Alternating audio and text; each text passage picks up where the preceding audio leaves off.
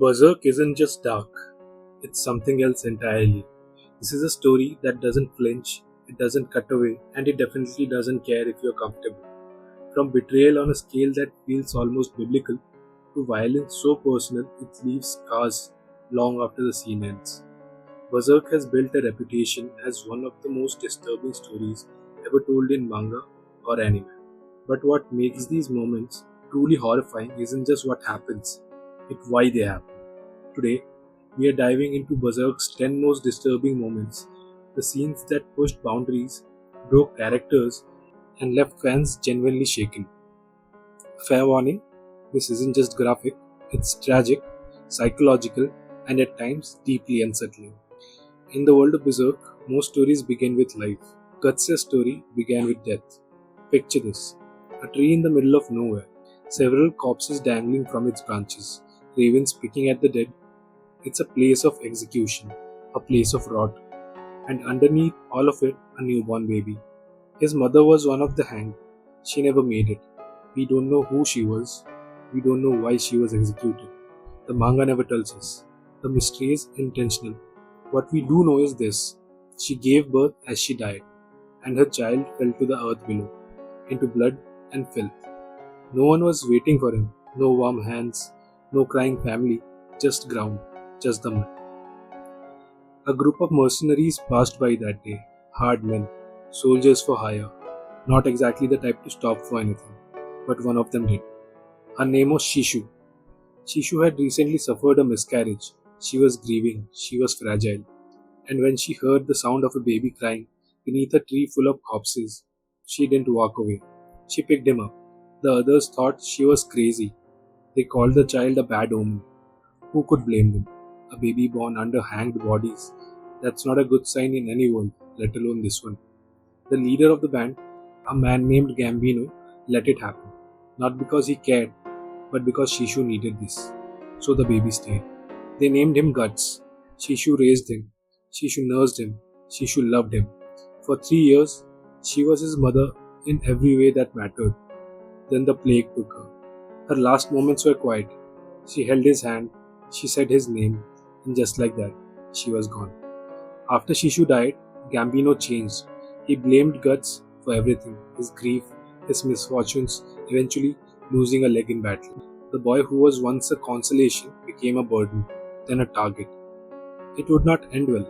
This is where Guts comes from. Not a hero's cradle, not a prophecy, not a chosen bloodline. He comes from a corpse tree, from blood and mud, and the wailing cry of a child no one wanted. And yet he cried. He fought for breath before he could even open his eyes. That's who Guts is.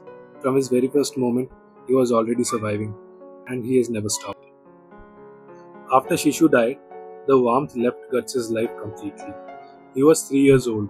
From that point on, Gambino raised him. But raised is a generous word. Gambino tolerated him.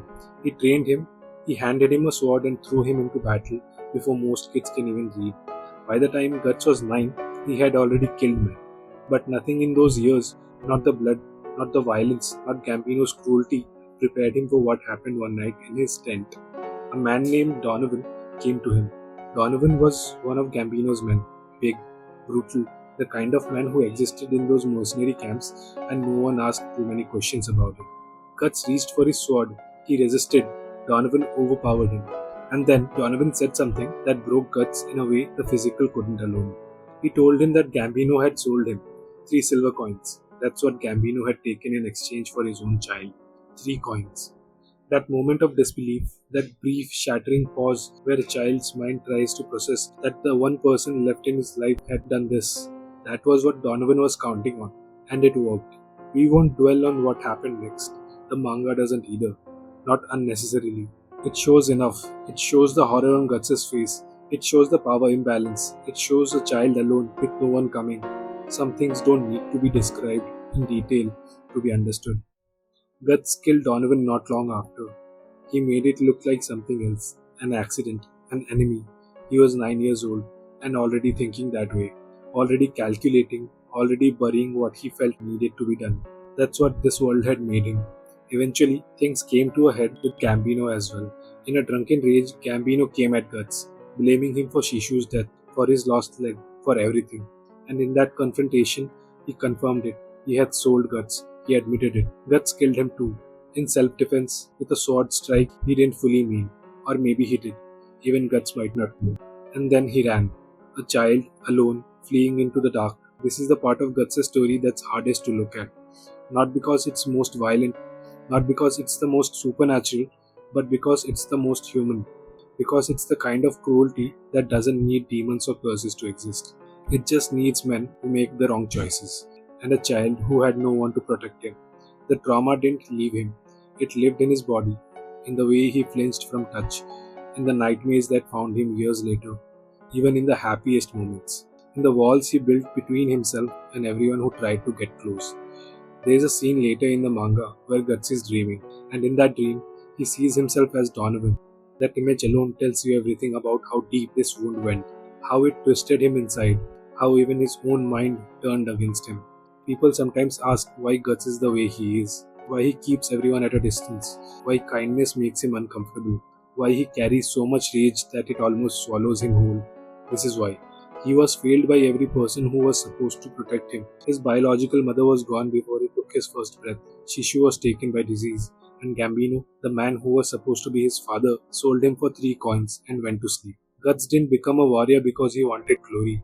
He became one because the world gave him no other choice. And somewhere in that relentless forward motion, in every battle, every scar, every refusal to die, there is a 9-year-old boy who decided that no matter what this world did to him, he was going to keep moving. He always keeps moving. They had done it. Against every odd, the band of the Hawk had broken into the Tower of Rebirth and pulled Griffith out alive. But alive didn't mean whole.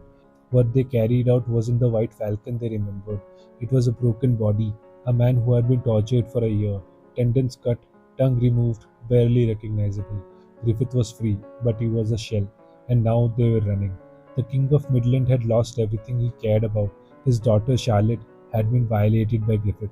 His obsession with punishing that crime had rotted him from the inside out, and now Griffith had escaped.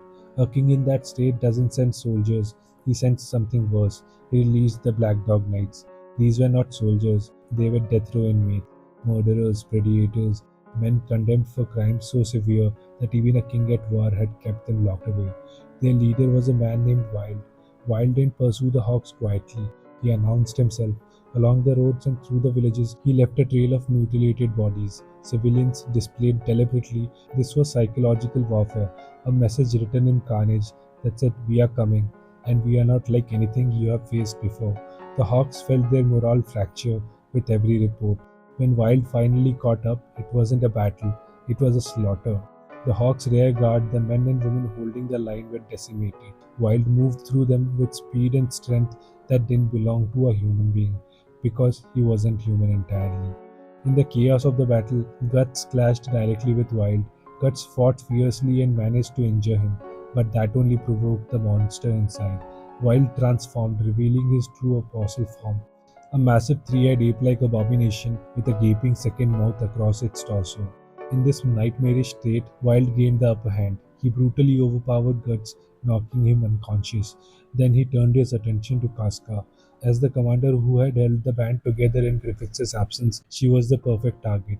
Wild grabbed her, stripped her armor and clothes in front of her own men and the helpless Griffith, intending to humiliate and break the entire band. But before he could go further, Guts regained consciousness. Fueled by rage, he charged back into the fight. The two clashed back and forth in a vicious, desperate battle. Even against the monstrous apostle, Guts pushed Wild to his limits. After a brutal struggle, Guts finally defeated him, bringing the giant beast crashing down. The band of the Hawk breathed in relief. They thought the nightmare was over, but it wasn't. A short while later, the defeated Wild woke up. Still alive and filled with malice, he crawled into the Hawk's camp and launched one final attack. In his dying moments, Wild mocked the entire band of the Hawk. He dragged out their broken leader and exposed Griffith's mutilated, tongueless body for all to see. Derisively, he called Griffith a skeleton shell, a weak, pathetic ruin of a man. His words were designed to destroy whatever hope and morale the Hawks had left. The revelation hit them like a hammer. Then suddenly Zod arrived. Nosferatu Zod, the legendary apostle who had fought Guts once before. He had no interest in saving the Hawks. He came only because Wild was interfering with something far greater, the eclipse that was destined to come. With cold efficiency, Zod tore Wild apart. When the deed was done, nothing remained but a withered, frail old human body, the true form of the man who had sold his soul. Zod glanced at the stunned band of the Hawk, then he disappeared into the night. The Hawks stood in silence, shaken to their core. They had survived Wild, but they had glimpsed a much darker truth about the world and about the man they had risked everything to save. For Guts, the scars of that day ran especially deep. He had defeated an apostle, but he could not erase the image of Casca being violated in front of everyone. The band kept moving forward, but the eclipse was now closer than ever, and the storm they feared had already begun. The band of the Hawk had survived. Griffith was free. Broken, yes, barely alive, but free. For one brief moment, there was something that almost felt like relief. It didn't last, though. Griffith understood something the others were still trying to accept. The man he had been, the White Falcon, the genius commander, the one who was going to build his own kingdom, that man was gone. What remained couldn't speak, couldn't fight, couldn't lead. His dream, the thing he had sacrificed everything for, was dead. And somewhere in that realization, something inside him broke completely. He tried to take his own life, but instead of death, he found something else, the Crimson Violet, the small, strange artifact he had carried for years. The one that had slipped away from him during his imprisonment was there, in the water, as if it had been waiting. His blood touched it. The sky went dark, the solar eclipse, one that occurs once every 216 years. The violet reacted to his blood, his despair, and that alignment in the sky, and it tore something open, not just in the air around them, in reality itself. The world unraveled, the lake, the camp, the trees, all of it dissolved. The band of the hawk found themselves somewhere else entirely, a landscape that had no name, place built from shadow and faces pressed against an unseen surface. The boundary between the living world and something far older. Four beings descended, the God Hand, ancient entities that exist beyond human understanding, each one a former human who had passed through this same threshold before Griffith. They spoke to him, calmly, almost gently. They showed him his life, the soldiers who had died for his dream, the bodies stacked up across years of war, all those people who had believed in him, fought for him, died for him. And then they asked him a question. If he stopped now, if he accepted his broken existence and let the dream die, what did all those people die for? Nothing. They would mean nothing. Griffith had one thing left, the band of the hawk, the people who had followed him through everything, the people who had broken into a tower and carried his ruined body on their shoulders, to become the fifth member of the God Hand, to be reborn as something beyond human. All he had to do was offer them one crucial thing. He looked at his people. He said the two words, I sacrifice. The brand of sacrifice, it appeared on Guts' neck, on Casca's chest, on every man and woman in the band of the hawk. And from the darkness, the apostles came. This was not a battle. There is no other way to say it. It was a slaughter. The apostles had been gathering for this moment. This was their celebration, their feast. The band of the hawk, legendary soldiers who had never lost a war, were the meal. Judo died protecting Casca, Pippin died buying others a few more seconds, and Corcus died terrified and alone. One by one, people the readers had been following for 10 volumes, people with names and histories and things they cared about, were torn apart. The darkness ate them. From that carnage, something was being built. Griffith was inside it, being unmade and remade. The process stripped everything from him, his pain, his regret, his love, his humanity, everything that had made Griffith. What emerged was not Griffith, it was Femto, the wings of darkness, the fifth member of the God Hand. He looked at the world below him with eyes that felt nothing. Guts had been fighting the entire time. He couldn't save everyone, he couldn't save most of them, but he fought with everything he had. Past exhaustion, past injury, past the point where most men would have collapsed. Then the apostles pinned him, and Femto descended. What Femto did to Casca, directly in front of Guts, deliberately as a final act of contempt, was not the act of someone settling a score. It was the act of something that had decided guts was the only thing worth hurting anymore. Watching that was a worse punishment than dying. Guts screamed. He tore at the apostles holding him. He grabbed a broken blade and cut through his own pinned arm, trying to reach her. It wasn't enough. His arm was gone, his eye was gone, and he was still being held. The Skull Knight, an ancient warrior, an enemy of the God Hand, older than most of the history the story covered, he didn't arrive because he was sent. He arrived because he chose to. He tore through the barrier, grabbed Guts and Casca from the center of it all, and fought his way back out. They crossed back into the physical world. Behind them, the hellscape closed. They were alive, the only two survivors of the Band of the Hawk. Guts had one arm, one eye, wounds across his entire body, and a grief too large to process. Casca was alive, but something in her was gone. The trauma of what she had endured in that place had shattered something fundamental. She would not be the same. She would not be herself for a very long time. The brand of sacrifice doesn't just mark you for death, it marks you for something ongoing. Guts and Casca now existed in the space between the living world and the astral world, in the interstice. Every night, without exception, demons are drawn to their blood. The darkness comes from them every single night for the rest of their lives. There is no removing it, there is no escaping it. They are hunted forever. The man who walked away from the eclipse was not the same man who walked into it. The mercenary who had fought for belonging, for purpose, for something to be a part of, that man was buried somewhere under the bodies of everything he had known. What replaced him was simpler, colder, and entirely focused on one thing. Griffith was still out there, and Guts was going to find him.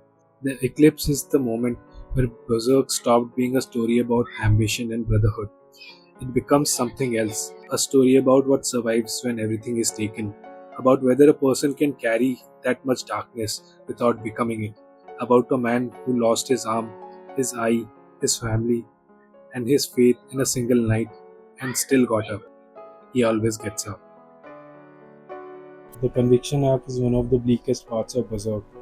The world is falling apart, war has destroyed entire regions, disease spreads through overcrowded refugee camps, and starving people flood into Albion, hoping to find safety near the Tower of Conviction. Instead, they walk into a nightmare. The man in control of the tower is Father Mosgus, the Holy See's chief inquisitor. He is sent to Albion because the church believes the city has become infested with heresy and witchcraft. Strange events are happening around the tower. People are vanishing and fear is spreading through the refugee camps. Mosgus arrives to purge the city and restore order through punishment. And what makes him terrifying is that he truly believes he is righteous. Mosgus isn't secretly corrupt.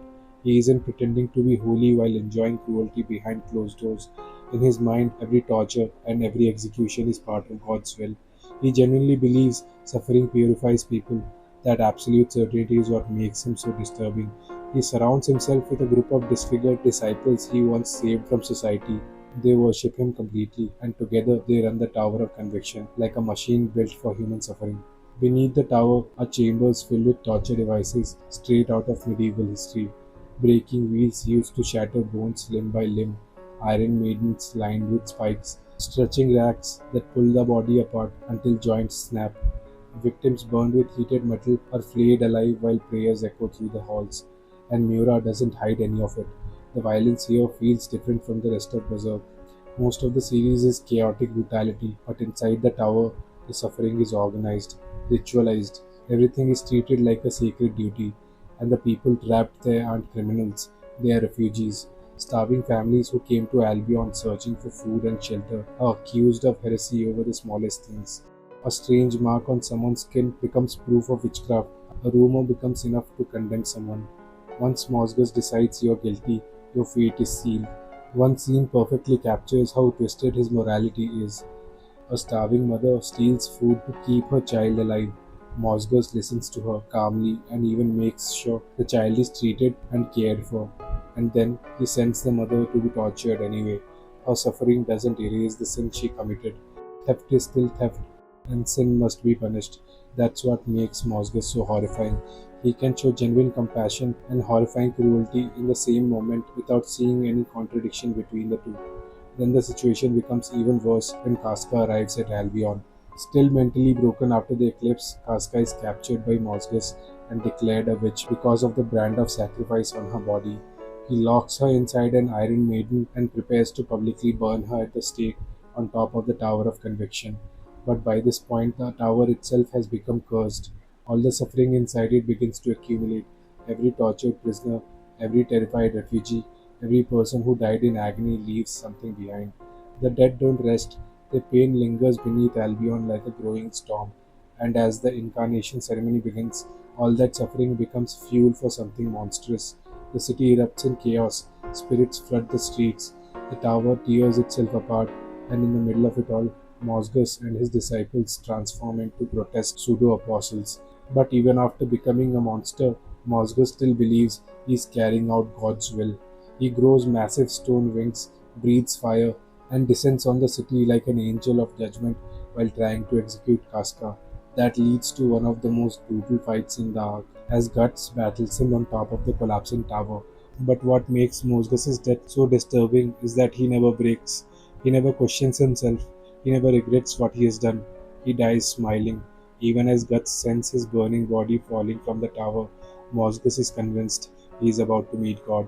And that's what makes the Tower of Conviction one of the most disturbing moments in Berserk. Mosgus spends the entire arc believing he is fighting evil, when in reality every act of cruelty he commits helps create the perfect condition for Griffith's rebirth. The torture, the execution, the suffering, all of it feeds directly into the God Hand's plan. He thought he was serving God, but he was only serving something far darker. By the time the conviction arc reaches its climax, the city of Albion has become a pressure cooker. Thousands of refugees displaced by war, plague, and the total collapse of Midland have gathered at the base of the Tower of Conviction. They came seeking the protection and the authority of the Holy See. What they found instead was Mosgus and his fanatical inquisitors, public burnings, accusations of heresy, and the torture chambers beneath the tower. So some of them slipped away, not far, just into the surrounding valleys and the caves where the Holy Iron Chain Knights could not easily patrol. In that darkness, a secret cult took root and grew through desperate word of mouth. The Holy See offered suffering in the name of salvation. The cult of the Great God offered the opposite: pleasure, food, release, and temporary oblivion from fear. For people trapped between plague, starvation, and Mosgus's iron brand, the choice was not difficult. At the center of the rituals stood the Great Goat, a man wearing a goat skull headdress. He was not an apostle, he had never used a ballot. He was an ordinary human who had become the leader and figurehead of the cult. Under his guidance, the gatherings became increasingly depraved. The rituals took place deep inside a large cave. Hallucinogenic herbs were burned and distributed, filling the air with thick, mind altering smoke. Dozens of refugees, former farmers, townspeople, and ordinary folk stripped naked and engaged in frenzied orgies.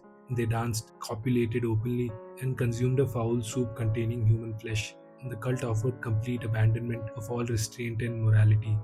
These were not naturally evil people, they were desperate refugees, looking for any escape from the nightmare above ground. The cult gave them that escape for a few hours each night. Berserk deliberately places these two extremes beside each other. Mosgus and the Inquisitors represent suffocating order, rigid doctrine, punishment, and pain inflicted in the name of God. The Great Goat cult represents total collapse, the rejection of all rules, and the surrender to base instinct. Both paths destroy the innocent. Both believe they are offering salvation. The refugees caught between them had no good choices. This is the core commentary Miura makes in the Conviction arc. Both tyrannical order and devouring chaos grind ordinary people into dust. The cult believed they were worshipping something powerful they had discovered. In truth, they had been influenced by something far greater. Slan, the member of the God Hand, known as the Whore Princess of the Uterine Sea, was connected to the cult. They worshipped her as the goddess of flame. She thrived on the concentrated lust, fear, agony, and the ecstasy that rituals produced. When the Holy Iron Chain Knights finally raided the cave, chaos erupted. The great goat trying to escape was stung by the egg of the perfect world. In that moment, causality activated, and he transformed into a grotesque pseudo-apostle, a monstrous hulking being far beyond a normal human. He rampaged, attacking even his own followers. Guts, who had descended into the valley, cut through the cultists that appeared during the disorder. He confronted the transformed Great Goat and killed him with the Dragon Slayer. That part was straightforward. What followed was far more unsettling. Later in the manga, in the Klipoth, a deep astral cavern filled with trolls, Slan used the mass of corpses and biological matter to construct a temporary physical body made of troll intestines and gore. She manifested before Guts, grotesque and sensual at the same time. She was not there to kill him, she was fascinated by him. Slan called Guts a struggler, a human whose hatred and unbreakable will had fused into something remarkable. She toyed with his trauma from the eclipse, pressing an old wound with the intimate knowledge. She found his endless resistance beautiful in the way only a God Hand member could. Guts responded the only way he knew how. He attacked. He drove the Dragon Slayer through her borrowed body. Slan seemed to enjoy the pain and violence. Eventually, her temporary form was destroyed and she withdrew. The Great Goat was dead, and later Slan had retreated, but the larger forces at work continued. The frenzied rituals, the mass despair of the refugees, and the thinning boundary between the physical and astral worlds had all contributed to the conditions needed for the incarnation ceremony. Griffiths' rebirth was approaching. The Great Goat sequences Berserk at its thematical dens, two destructive institutions at opposite extremes, ordinary people broken by circumstances, and the thin line between human desperation and supernatural evil. The God Hand did not create the corruption in the valley, they simply arrived to enjoy the results of what humans had already begun. Not everyone in Berserk is a warrior. Not everyone carries a sword or possesses the will that allows Guts or Griffith to keep moving forward through hell. Some people are painfully ordinary. Nina was ordinary. The conviction arc deliberately uses her to show what happens when an average person, someone without heroic resolve, is crushed by unbearable pressure. She was a young prostitute, living among the refugees at the foot of Albion's Tower of Conviction. Her body was failing her. She suffered from a persistent, humiliating illness. She was terrified the sickness would spread to her brain and drive her insane before it killed her. Every day she lived with the knowledge that she was rotting from the inside, and that fear dictated every choice she made. Joachim was different, a quiet, gentle young man who genuinely loved her, not as a customer, but as a person. He worried about her health, brought her what little comfort he could, and asked her for almost nothing in return. When Nina tested him, asking if he would follow her anywhere, even into hell, he said yes. So she took him to the one place where her fear briefly disappeared, the secret heretical cult of the Great Goat. The cult gathered in a large hidden cave beneath the valley. There, under thick herbal smoke that dulled the senses, dozens of people engaged in a frenzied orgy. They danced naked, copulated openly, and worshipped a man wearing a goat skull headdress. The air reeked of sweat, herbs, and incense. For a few hours, Nina could forget her rotting body and the constant shadow of death.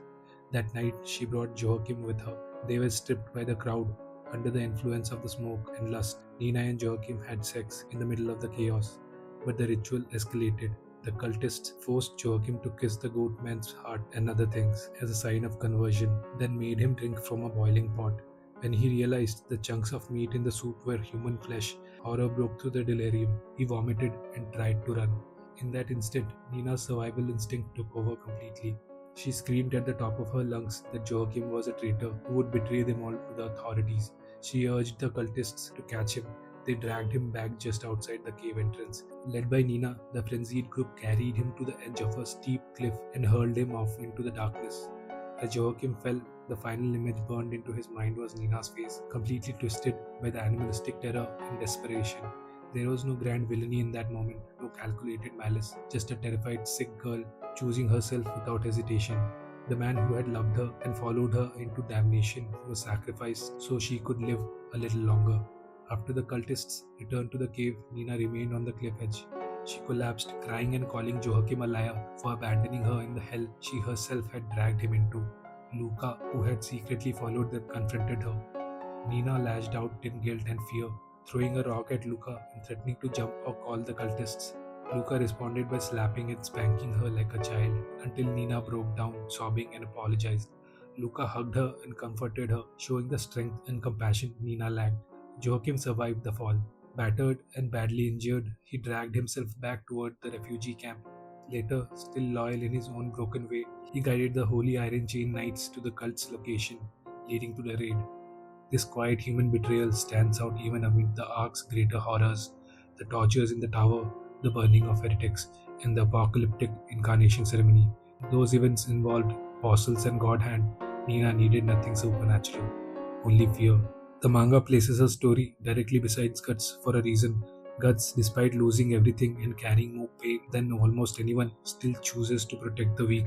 Nina, faced with far less, chooses to save herself at any cost. After the Tower of Conviction fell and the nightmare of the incarnation ceremony passed, Joachim survived his injuries. He eventually approached Nina again. He looked at her and apologized for running out on her that night in the cave. Nina saw her own cowardice reflected back at her, two survivors who had both failed each other in different ways. She realized she could no longer depend on Luca's strength and kindness, so she chose to leave Albion with Joachim. There was no tearful confession, no grand redemption or forgiveness scene, only a quiet, imperfect understanding. They left together, carrying the weight of what happened, knowing exactly who the other person was, and hoping that two cowards might help each other keep walking forward. Nina's story is not about evil. Berserk has plenty of that, from the God Hand to Mosgus to the Apostles. Nina represents something far more unsettling, ordinary human weakness, the kind most people possess, the kind that surfaces when the world becomes too terrifying and survival is all that matters. The conviction arc forces a question no one wants answered. Not what a hero would do, but what most ordinary people would do when pushed to the edge, and what they must carry afterward.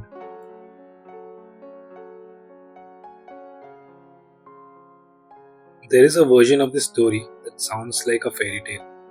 A young girl who suffered, who dreamed of a world without pain, who found a way to escape the cruelty of adults and build something new. A place where children would stay children forever, where no one grew up, where no one got hurt.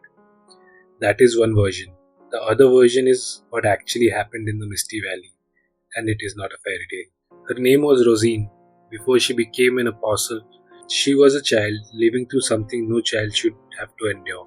The adults around her were cruel in the specific, mundane way that adults can be. Not demons, not monsters, just people making terrible choices that a child had no power to escape.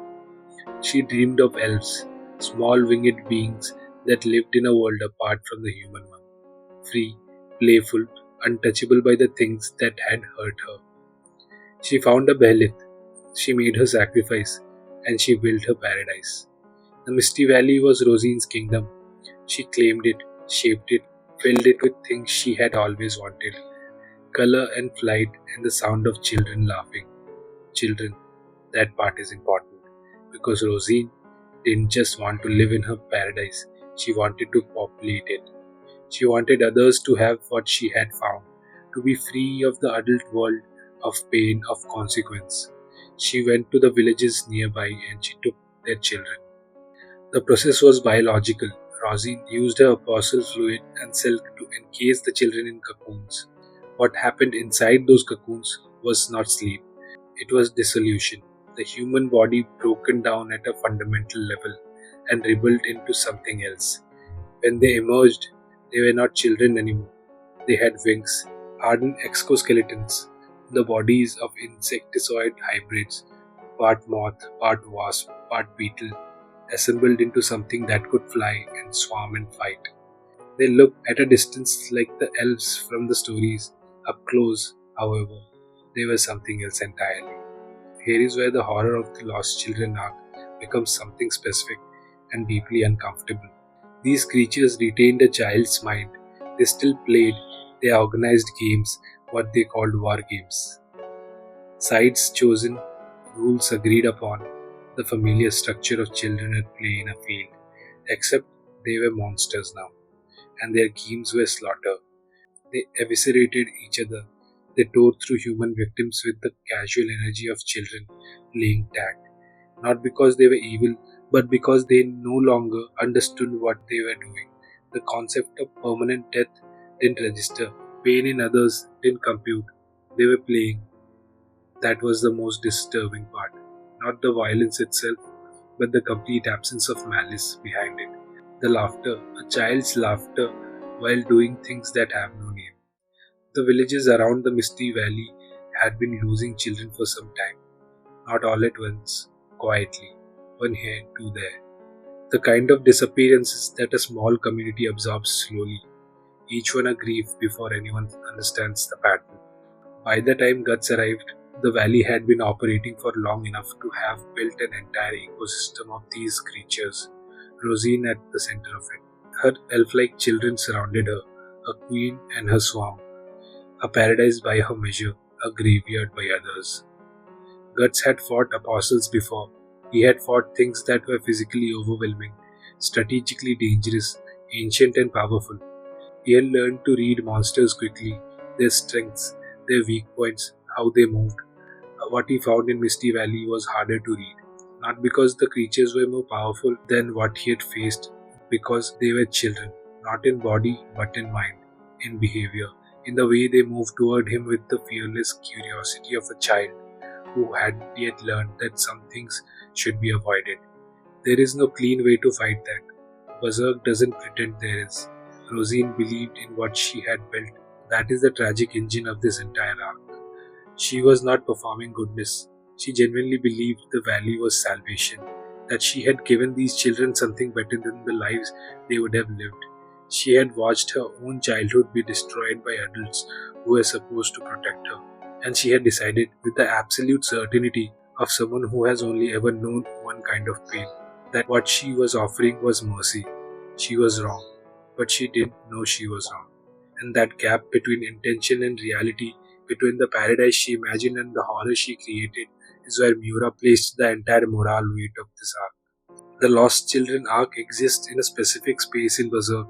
It arrives during Guts' Black Swordsman era, a period after the Eclipse, when he is fighting alone and burning everything that crossed his path.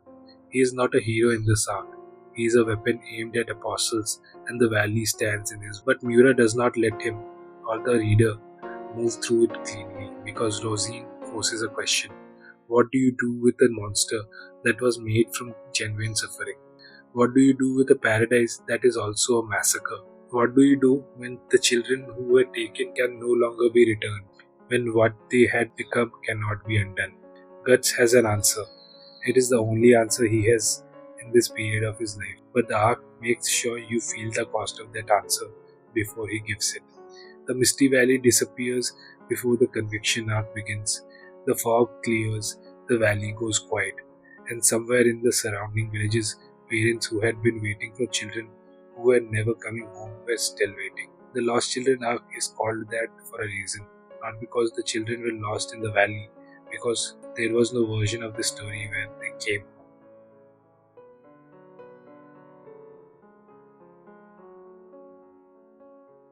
Enoch Village was not a place anyone was supposed to care about. No strategic value, no wealth, no significance to the wars or politics of the world around it. Just a small settlement of ordinary people trying to survive in a world that was becoming increasingly difficult to survive in. But something had changed in that world. The boundary between the living realm and the astral world, the layer of reality where supernatural creatures existed, had begun to collapse. Not everywhere at once, but in places where the old protections were weakened, in places where the barrier had grown thin. Enoch Village had one of those barriers, and it was not going to hold much longer. The trolls came at night, not one or two, not a manageable threat that a village could barricade against or wait out. A swarm, dozens of them, primitive, low to the ground, built for nothing except hunger and numbers. They were not intelligent. They had no tactics, no hierarchy, no plan beyond basic drive that governed them. They didn't need any of that. What they had was volume and relentlessness, and the specific terrible focus on creatures that exist only to feed and propagate. The attack was not clean. The trolls used the narrow streets the way water uses cracks, filling every space, cutting off every exit, overwhelming any point of resistance through sheer numbers before moving into the next one. They fed on whoever they caught, and the women they took, not to kill, not immediately. The trolls could not reproduce among themselves. It was a biological reality of what they were. To create more of their kind, they needed human hosts. Women are dragged out of the villages and into the darkness, and toward a place called the Clipper, a deep, womb-like cavern in the astral realm that served as their den. That specific horror is something Berserk does not soften. The village was being emptied, and the people being taken were not being taken somewhere they could be brought back from easily.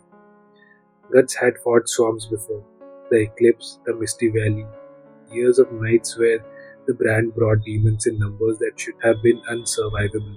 He knew how to read this kind of fight, not as individual engagements, but as problem of geometry. Where are the concentrations? Where are the civilians? What can be cut through and what needs to be held? He moved in the front. The Dragon Slayer cleared space in ways that nothing smaller could. A weapon that size swung by someone strong enough to use it does not fight one troll at a time. It fights a row of them, but even Guts could not be everywhere. Serapiko worked the edges, armed with a silk sword, a blade channeling wind element's power. He controlled the parameter in a way that muscle alone couldn't. Where Guts punched through, Serapiko contained. The wind kept the outer flanks from collapsing and brought the civilians time to move toward the center. This was the first time the group had functioned as a unit. It was rough, it was improvised, people learning each other's instinct under the worst possible conditions. But it was holding, barely. In the middle of it all, a girl was sitting still. Sharkey was young, a student of Floral Archmagus Flora, barely tested in real combat. She had knowledge, deep, formal, precise knowledge of magic and the elemental world.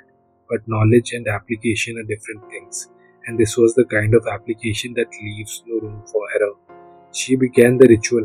What Sharkey summoned was not a small thing. She reached into the elemental layers of the world and called on forces that had existed long before Enoch Village, long before the Holy See, long before most of the structures human civilization had built to make itself seem permanent.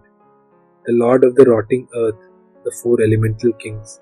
The ritual required her to leave her body, to project her consciousness into the astral layer and navigate with beings that had no particular interest in the concerns of one small village or the humans defending it. She was asking powers that answered to no human authority to act on her behalf, and she convinced them. The water came, a massive elemental surge that swept through Enoch village with the indifference of a natural disaster, which in a way it was. It moved through streets and between buildings and through the spaces where the trolls had gathered in their greatest numbers. For creatures that existed between the physical and astral worlds, an elemental force of that magnitude was not just water, it was erasure. The swarm broke. What had seemed like an overwhelming, uncontainable tide of bodies was scattered and destroyed in the span of moments. The trolls that survived fled back toward the darkness they had come from. The village was still standing. They had won. That word deserves to sit for a moment, because in Berserk it is never uncomplicated. They had defended the village, the attack was over, Guts and Serapiko and Saki had held, and the elemental wave had done what no conventional defense could have. But the woman who had been taken before defense organized, before Guts arrived, before Shaki's ritual completed, those women were already in the Klipot. And the Klipot was not a place where time worked in anyone's favor. Guts already knew what was coming. The village was saved. The people still in it would live. But the ones who had been dragged into the astral realm were still there, and every moment that passed made the situation in that den worse. He moved toward the darkness, not because he was certain he could fix it, not because Berserk operates in the world where everything can be fixed, but because standing still was never something Guts has known how to do. The troll invasion of Enoch village is significant for a specific reason, beyond the battle itself. It is the moment Guts' traveling party stops being a collection of individuals who happen to be moving in the same direction and starts becoming something closer to a team. Sherke's magic, Serapiko's wind control, Guts at the front absorbing what nothing else can absorb. It worked, imperfectly, expensively, with losses they couldn't prevent, but it worked, and the world they were moving through was only going to get harder. The Kleepoth was waiting, and something far worse than trolls was waiting inside.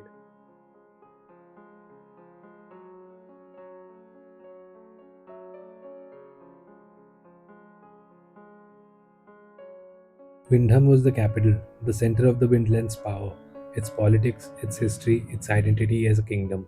When it fell to the Kushan Empire, it wasn't just a military defeat, it was a symbol. the heart of a nation occupied and repurposed by a foreign emperor who had no interest in preserving what it had been. What Ganishka built inside Windham was not an occupation, it was a factory. Emperor Ganishka was not a simple villain, he was an apostle, a being who had sacrificed everything human in him for the power. But unlike most apostles, he refused the role the God had expected him to play. He would not kneel, he would not serve. He had built an empire with his own hands, and the idea of bending that empire to the will of the entities that considered him merely a useful piece was something he had decided with total clarity to reject. The problem was Griffith, the god hand's chosen, the white falcon reborn as Femto, gathering his new band of the hawk and moving toward a future that Ganishka had no place in. Griffith commanded apostles, so Ganishka decided to build something that could kill them. The raw material was human. Thousands of women from the territories Ganishka had conquered, captured, catalogued, transported to Windham with the logistical efficiency of an army that had done this kind of thing before, even if never quite like this. They were not prisoners of war in any conventional sense. They were not hostages, they were components. Deep inside Windham, Ganishka's sorcerers had built something that had no precedent in the world. They called it the demon womb, the man made behemoth.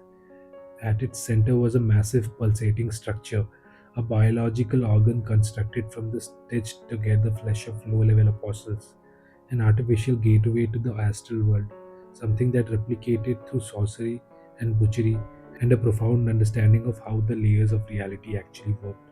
The transformative function of a natural behemoth changes 1% at a time. This was built to process thousands. The women were placed into massive vats filled with fluid. The fluid was not water, it was the liquefied remains of apostles, the demonic essence of beings who had already passed through transformations, broken down and rendered into something that could be used as a medium. Through the man made Beherit and the sorcery of Ganishka's Pisacha users, the women were impregnated with demonic essence. And then the gestation was accelerated. What would take months in the natural world was compressed. The demon womb pushed the process forward at a rate the human body was never designed to survive. The women were not meant to survive it. That was not part of the calculation. They were batteries, they were incubators, they were disposable in the precise administrative way that a factory considers its consumer materials disposable. When the process completed, the Daka emerged. The Daka were not apostles, apostles were individuals, each born from a specific human being's specific moment of despair and choice, shaped by personality, by desire, by whatever darkness was most particular to that person. Apostles have will, apostles have ego. The Daka had neither. They were monstrous humanoids, tusked, thick hided, unnaturally strong, but they were obedient in a way that a weapon is obedient. Ganishka commanded them telepathically.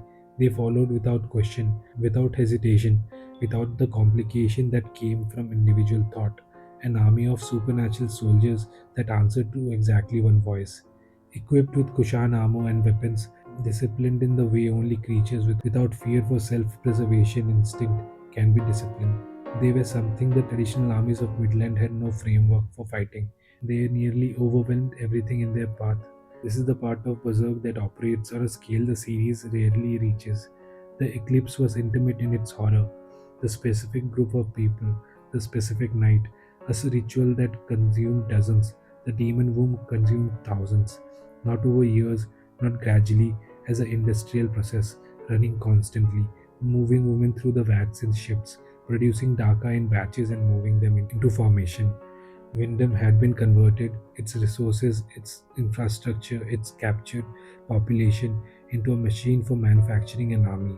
The capital of a kingdom turned into a cult slaughterhouse, operating in the open because Ganishka had enough power that no one could stop him.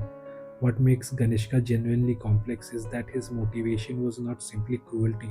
He hated the God hand, he hated the position of submission that his own nature as an apostle placed him in.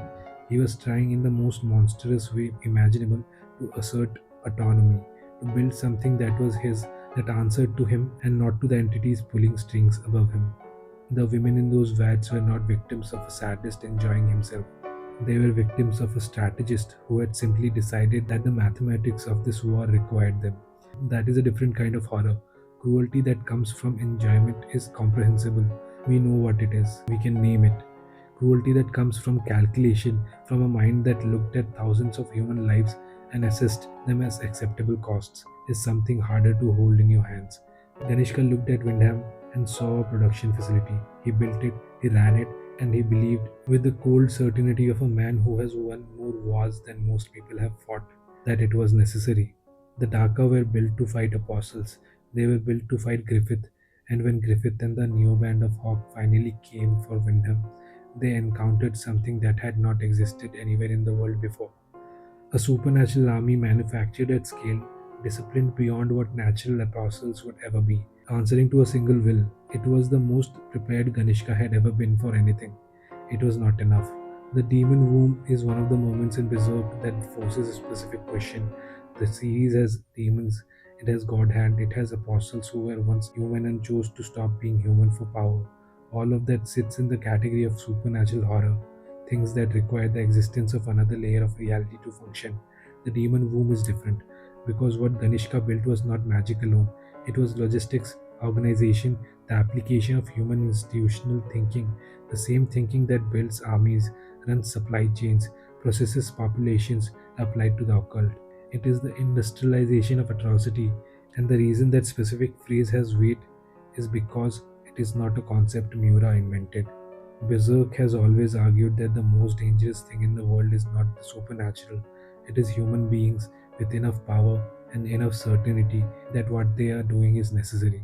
Apostles are born from human despair, the God hand was built from human ambition, and the demon womb was built from human efficiency. The monster didn't build it, the emperor did. Berserk's darkest moments aren't just there to shock you, they are there to show you a world where hope is fragile, where survival comes at a cost, and where even the strongest can be completely broken. That's what makes Berserk unforgettable. Not the violence, but the meaning behind it. If you made it this far, you already know this story stays with you. So tell me in the comments which moment disturbed you the most, and is there one you think should have made this list? If you enjoyed this video, don't forget to like and subscribe. There's more Berserk content coming soon. Until next time.